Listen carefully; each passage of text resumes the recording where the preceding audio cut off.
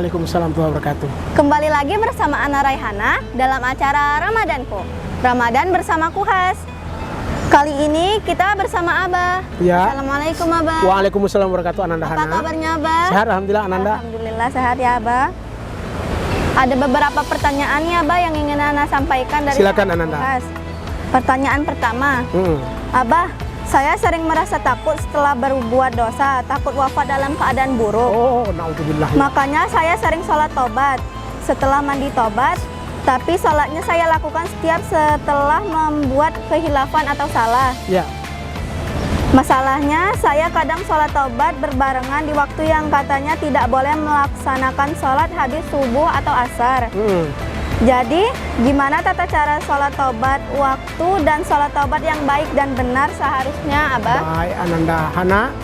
Demi Allah Ta'ala, dalam Al-Quran Allah firmankan, "Idza fa'alu fahishatan aw dzalamu anfusahum, dzakarullah fastaghfiru lidzunubihim, wa may yaghfiru dzunuba illallah, wa lam yusiru ala ma fa'aluhu wa hum ya'lamun." Alladzina idza fa'alu fahisha, siapapun di antara mereka yang melakukan kekejian dan keburukan, ya, zakarullah, cepat ingat Allah, kemudian fastaghfiru lidzunubihim, dan memohon ampun terhadap dosa-dosa mereka, maka bertobat. Tubu ilallahi jami'an ayyuhal mu'minun, bertobatlah kepada Allah, hai orang yang beriman. Maka Ananda Hana, tadi yang disampaikan oleh penanya kita sangat baik.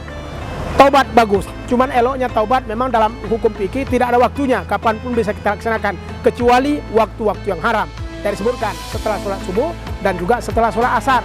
Jadi setelah sholat subuh sampai kepada waktu duha, itu tidak boleh melaksanakan sholat karena itu waktu haram. Atau setelah asar sampai waktu masuk maghrib. Kecuali kalau sholat waktu-waktu haram namanya sholat sunat sababiyah. Ya, mungkin sholat sunat jenazah atau sholat sunat tahiyatul masjid.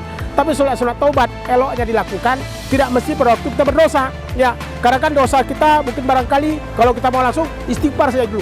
Sholatnya bisa kita tunaikan di malam hari sebelum tidur. Ya, ketika berdosa misalnya astagfirullah, istighfar, fastaghfiru lidzunubihim. Setelah kita istighfar baru nanti malam kita sholat sunat taubat, minta sama Allah untuk dihapuskan dosa-dosa seharian yang kita tunaikan, yang kita lakukan. Begitu Ananda. Jadi laksanakan sholat sunat taubat. Kan itu salah satu cara untuk menyempurnakan hidup kita. Kenapa? Innallaha yuhibbut tawabin wa yuhibbul mutatahhirin. Allah suka kepada orang yang tawabin, yang bertobat, wa mutatahhirin, dan juga suka kepada orang yang mensucikan dirinya. Maka bertobat jalan yang baik. Jadi bertobatlah. Bagaimana caranya? Menyesali perbuatan yang pernah kita lakukan. Mungkin kita pernah bohong dengan orang, sesali kita tidak mau bohong lagi. Mungkin kita pernah ngambil barang orang, sesali kita tidak mau ngambil barang orang lagi. Setelah kita sesali, kita istighfar, mohon ampun kepada Allah. Kita istighfar, ucapkan astagfirullahalazim wa atubu ilaih dengan sempurna, dengan baik dan maksimal. Setelah itu mungkin kita laksanakan sholat, mengambil duduk kemudian sholat minimal 2 rakaat untuk menghilangkan dan melaporkan kepada Allah atas yang kita lakukan. Mudah-mudahan Allah hapuskan dan Allah berikan kebaikan kepada kita. Karena kenapa? Kullu bani Adam khata'un wa khairu khata'in at-tawwabun. Setiap kita anak Adam pasti punya silap dan salah, dan sebaik-baik dari kita adalah yang bertobat dan kembali kepada Allah. Maka Ananda Hana dan juga penanya tadi, tobatlah, itu cara yang baik, itu cara sempurna. Maka bertobat jalan sempurna untuk kembali ke jalan Allah yang diridhoi Allah dan diberkati insya Allah. Jadi laksanakan kapanpun dan bagaimanapun. Cuman jangan waktu-waktu haram tadi. Kalau melaksanakan waktu malam elok. Jadi ketika bersalah istighfar saja dulu. Setelah istighfar nanti malam setelah sholat isya, setelah sholat sunat ba'diyah, mau tidur, atau mungkin kalau kita sekarang Ramadan setelah melaksanakan sholat tarawih dan witir, laksanakan sholat sunat taubat, atau tahajud malam hari plus juga laksanakan sholat sunat taubat 2 rakaat sebagai wujud untuk menghapuskan dosa-dosa kita dari segala keburukan dan kemaksiatan insya Allah. Begitu Ananda Hana insya Allah.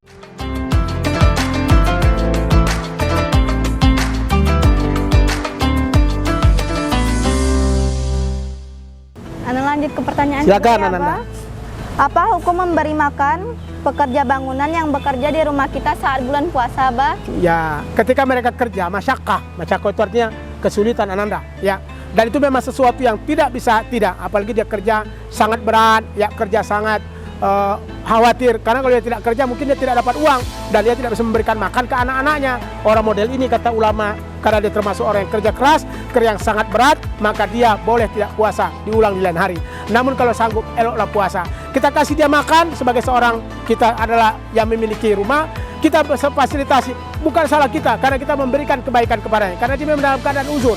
barangkali dia tidak sanggup puasa karena sesuatu dan lain hal, dahal kita kasih mereka. Namun kalau kita kasihkan dalam keadaan yang barangkali kita suruh dia tidak puasa, kita berdosa. Tapi kalau kita kasih dia sendiri tidak puasa, bukan kehendak kita, memang dia yang tidak sanggup dengan puasa. Kan begitu dalam Al-Quran, siapa yang sakit dan sebelum berjalan boleh tidak puasa. Anggaplah mereka yang keadaan sakit, susah kalau tidak bekerja karena mereka tidak akan mendapatkan uang untuk kehidupan keluarga mereka. Maka tidak masalah memberikan makan kepada mereka yang bekerja di rumah kita, yang bekerja di tempat kita karena kerja yang cukup berat dan memang butuh tenaga dalam jiwa mereka. Hal tersebut adalah dibolehkan. Cuman kalau misalnya bisa mereka puasa, alhamdulillah, karena puasa yang mereka lakukan merupakan kebaikan bagi diri mereka. Dan tapi kalau misalnya itu adalah sesuatu yang sangat genting, tidak bisa puasa karena memang harus butuh tenaga yang kuat. Sebab kalau tidak makan kan lemah. Kalau tidak makan kan jadi tidak kuat kerja, maka dia boleh tidak puasa dengan alasan falmanit turo, karena dalam keadaan ittirar, yang terpaksa, kondisi yang tidak memungkinkan untuk tidak menunaikan puasa. Jadi boleh, tidak masalah. Cuman eloknya tidak usah. Karena kenapa? Bulan puasa menghormati mereka yang berpuasa sebagai sebuah kebaikan. Begitu insya Allah Ananda. Masya Allah. Terima kasih Abah. Sama-sama Ananda. Untuk Ana tanyakan dari pertanyaan sahabat Kuhas. Ya Ananda.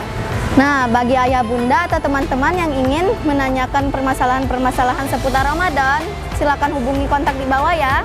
Jangan lupa like, comment, share, and subscribe. Ana pamit undur diri. Wassalamualaikum warahmatullahi wabarakatuh. Waalaikumsalam warahmatullahi wabarakatuh.